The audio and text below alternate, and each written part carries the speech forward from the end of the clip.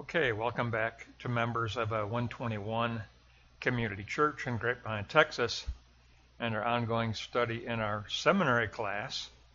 We're taking a look at a Theology of the New Testament by Professor G.E. Ladd from Fuller Theological Seminary. And in this lesson, we're going to take a look at the term Son of God, 159 to 169. Let's go to Block 1 and take a look at the various meanings for Son of God. There are four diverse meanings. It connotes the essential deity of Christ.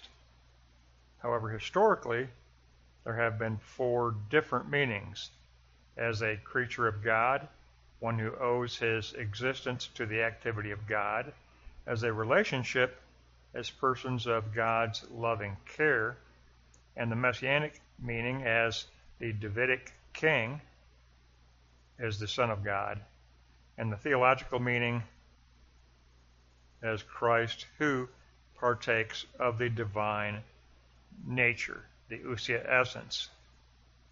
Block 1, Note 2. What about the Son of God and its meaning in Judaism? It refers to the promise of David and his ultimate descendant, who would be the Messianic Son of God. 2 Samuel 7:14, I will be his father, and he shall be my son. In Psalm 89, and I will make him firstborn, the highest of the kings. Now in the Gospels, Block 1, Note 3, Son of God in the Gospels. Mark's understanding is that Christ is the Son of God. Matthew understands Peter's confession as that of Jesus as the Son of God. In the Synoptic Gospels, Jesus frequently refers to himself as the Son. And examples within the Gospels, we have the baptism uses Son of God terminology. The Transfiguration uses Son of God terminology. The temptations by Satan use Son of God terminology, and the demons recognize Jesus as the Son of God. Let's go to Block 2. We'll take a look at what is revealed concerning the character of the Son of God. What about the character of the Son of God in the Scriptures? First of all, Block 2, Note 1, the Son of God as the chosen suffering servant. We have Mark 1:11, the baptism. You are my beloved Son. With you I am well pleased. You have Psalm 2.7, the only begotten. You are my Son. Today I have begotten you. And then the one I love, Isaiah 42:1, the suffering servant. Behold my servant, whom I uphold as my chosen, in whom my soul delights. The core meaning being expressed in these references is the election of the Son, including his mission and his appointment as Messiah. Now, Block 2, Note 2, now we look at the apocalyptic supernatural personhood as the Son of God. The temptations by Satan. Satan began with, if you are the Son of God.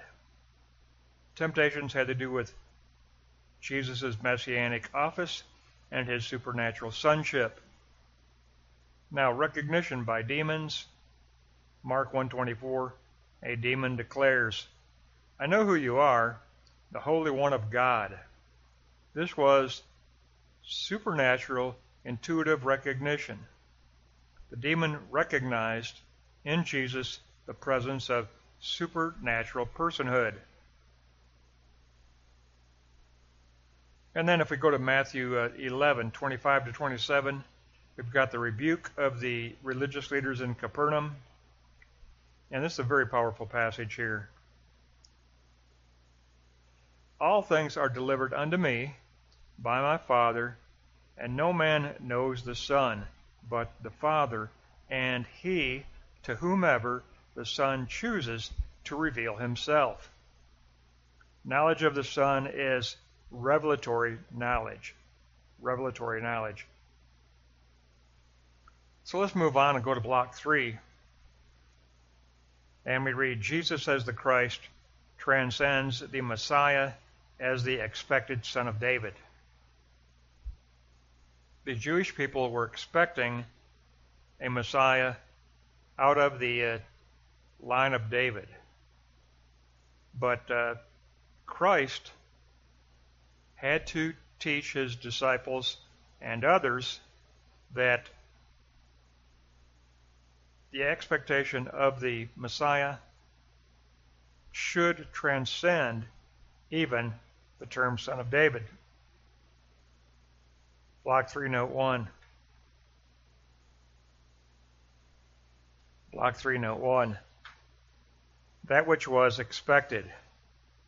Jesus asked the Pharisees, how can the scribes say that Christ is the Son of David? The Davidic descent of the Messiah was widely accepted. We find it in Matthew 22, 44 through 46. The Lord said unto my Lord, sit at my right hand. If David then called him Lord, how is he his son? And no man was able to answer, and they asked no further questions. Jesus corrected the current expectation of the Messiah. Christ actually corrected the current expectation of the Messiah. He must be more than the Son of David, since David calls him Lord. So, let's take a look at block 3, note 2, that which was unexpected. The corrected expectation of the Messiah. The Messiah must not only be the Son of David, but also the Son of God. As Son of God, he sits at God's right hand to exercise sovereign, universal rule. God's Son will rule in the age to come. The Messiah must be a supernatural being, and the Messiah is at the same time Son of Man, Daniel's coming judge of the world. The two terms go together, Son of God and Son of Man. They both go together.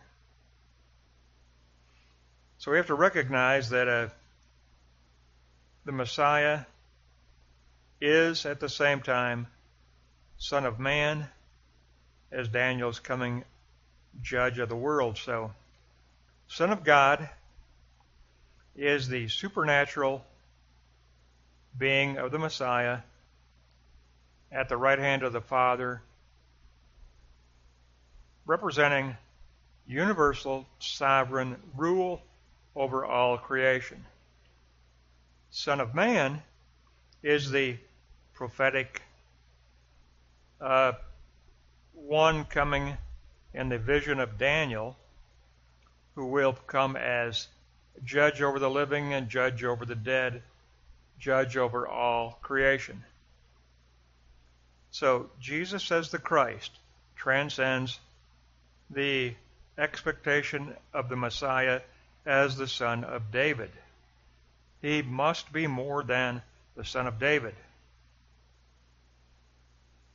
There will be and there must be a supernatural element to our understanding of Messiah. There must be the supernatural, there must be the genuine revelatory transcendence, and that's what we learn in this lesson, that as Son of God, Christ transcends the Messiah as Son of David. He is a Son of David, but he transcends Son of David as well. Matthew 22, 44 through 46. The Lord said unto my Lord, sit at my right hand. If David then called him Lord, "How is he his son?" asked Christ of the Pharisees, and no man was able to answer, and they asked him no further questions. Jesus corrected the expectation of the Messiah. As the son of David, he must be more than the son of David, since David calls him Lord. He must be Son of God, and Son of God as ruler, sovereign ruler, and Son of Man as prophetic coming judge in Daniel. All of that has to come together and be understood in this corrected teaching by Christ of the expectation of the Messiah. And if you go back to Block 2, Note 1, go down to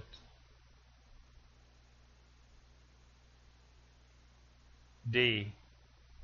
The core meaning being expressed in these references to the Son of God emphasize that the Son of God is the elected Son of God, the chosen Son of God. It includes the Father's endorsement of his mission, his eschatological mission as a suffering servant, and it does affirm the divine appointment as Messiah. It's mission and Messiah role.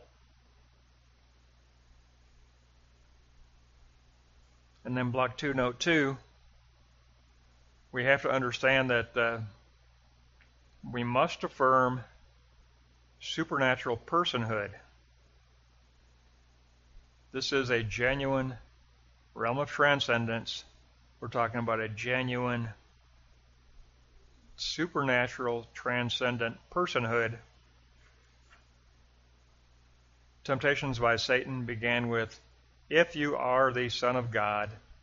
Temptations had to do with Christ's messianic office and his supernatural sonship, and then the recognition by demons. Mark 1:24, a demon declares, "I know who you are, the Holy One of God." This was supernatural, intuitive recognition. The demon recognized that in Jesus, the presence of supernatural personhood was present. Jesus contained a genuine, transcendent presence of supernatural personhood. He was of the same ousia essence as the Father. Of the same ousia essence as the Father.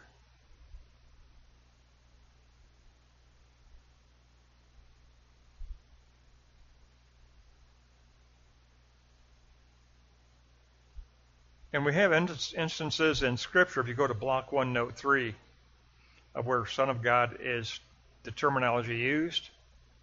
You got the baptism, Mark 1:11, transfiguration, Mark 9:7, the temptations, and Mark 5:7, the recognition by demons. All of those included Son of God terminology. But just like the Son of Man concept, there was an expected Son of God, but there was an unexpected reality to the Son of God as well. The expected Son of God was to be, according to the Jewish people and Jewish leadership, one of the Davidic line, one of the son of David. And Christ did not disagree with that. That was a truth out of Scripture that was affirmed. But Christ also said that the Messiah must also transcend that definition. And then we got that in Block 3, Note 2, the corrected expectation of the Messiah. The Messiah must not only be the Son of David, but also the Son of God. As Son of God, he sits at God's right hand to exercise sovereign, universal rule. God's Son will eschatologically rule in the age to come. The Messiah must be a supernatural being. And at the Son of the Messiah at the same time is the Son of Man, Daniel's prophetic coming judge of the world. Christ had to correct the expectation for the Messiah and had to remind them that, yes, he didn't disagree with the truth of Scripture, that he affirmed, yes, the Messiah is of the Davidic line. He is the Son of David. Remember when Christ was on the road to the gate of Jerusalem, a beggar outside the gate yelled out, "Jesus, Son of David, have mercy on me." The blind man, "Jesus, Son of David, have mercy on me." He, like everybody's expectation at that time in the first century, the Messiah was the Son of David, the expected Son of David. And Christ affirmed that when he healed that blind man. He affirmed that. But when he taught the religious leaders at the temple, he pointed out to them that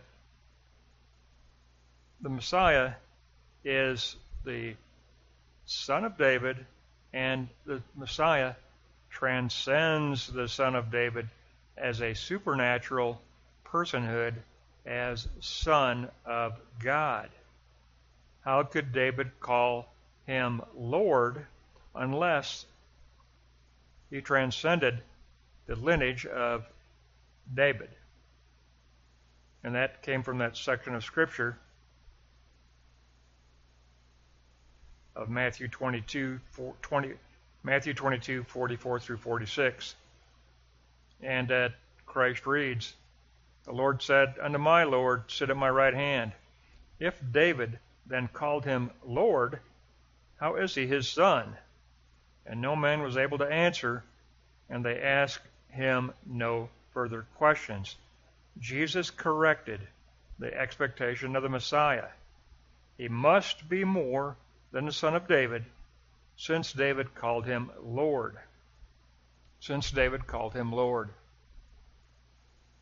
Very, very good lesson on Son of God. Just as the Son of Man lesson was very good. And we go next time to page 173. That might be our last lesson, this next lesson coming up. But we will go, that wraps up 159 to 169. We will begin next lesson on page 173.